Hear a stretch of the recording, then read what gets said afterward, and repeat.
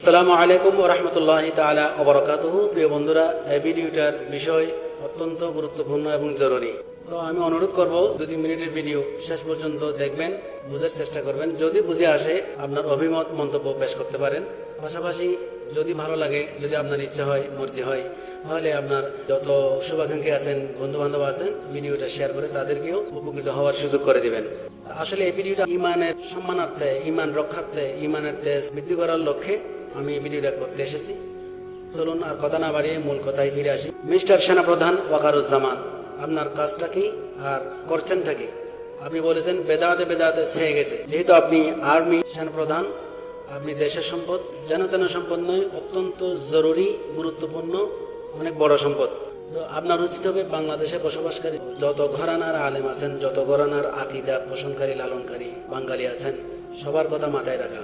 এক্ষেত্রে যেটা সঠিক সেটা যদি সরকারিভাবে, রাষ্ট্রীয়ভাবে সিদ্ধান্ত নেওয়া হয়, প্রচার করা হয়, বেনিফিট বয়ে আনবে, উপকার বয়ে আনবে। সরকারিভাবে, রাষ্ট্রীয়ভাবে উভয় পক্ষকে বসানোর চেষ্টা করেন, ব্যবস্থা করেন। অর্থাৎ আপনাদের দৃষ্টিতে যারা বেদাত করতেছে বেদাতি, আর যারা আপনাদের দৃষ্টিতে বেদাত করতেছে না, বেদাতি না, উভয় দলকে সরকারিভাবে, রাষ্ট্রীয়ভাবে বসান, বাহাস মোনাজারা আলোচনায় বসতে বাধ্য করেন। দেখবেন ইনশাআল্লাহ দলিল, রেফারেন্স, কোরআন এবং সুন্নাহর আলোকে আপনাদের দৃষ্টিতে যারা বেদাতি বা বেদাত করতেছে মনে হচ্ছে, ইনশাআল্লাহ এনারাই বিজয়ী হবেন, বিজয় লাভ করবেন ইনশাআল্লাহ। কোরআন এবং সুন্নাহ দিয়ে দলিল রেফারেন্সের ভিত্তিতে বাহাস মোনাজারা হবে, শান্তিপূর্ণ মোনাজারা হবে। আপনাদের নিরাপত্তায় আমরা নিরাপত্তার সাথে ইনশাআল্লাহ আলোচনা করতে রাজি আছি। আলোচনার মাধ্যমে যেটা সিদ্ধান্ত হবে, যারা বিজয় লাভ করবে, কোনো গায়ের জোরে নয়, বল প্রয়োগ করে নয়, দলিল দিয়ে বিজয় হওয়ার পরে বিজয়ের সিদ্ধান্ত, যেটা চূড়ান্ত সিদ্ধান্ত, ওইটাই রাষ্ট্রীয়ভাবে সব জায়গায় গ্রহণ করা হোক।